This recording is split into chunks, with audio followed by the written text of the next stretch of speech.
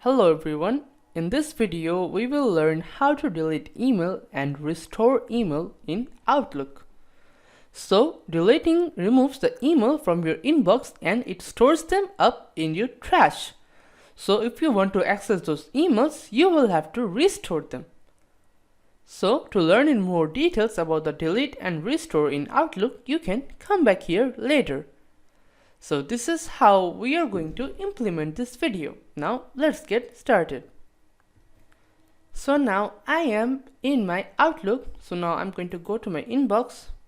Let's say I want to delete this email. I want to right click on it. Click on delete. So now if I expand my inbox, I will see the trash. So if I go to my trash, now there is the email. So let's say if I want to restore this, I can right click on it and then I will have to go all the way down, or I can do is I can just drag it and just drop it on inbox. So now if I go back to my inbox, now here is the email. So this is how you can simply restore your email. Just simply drag the email and drop it to wherever you want.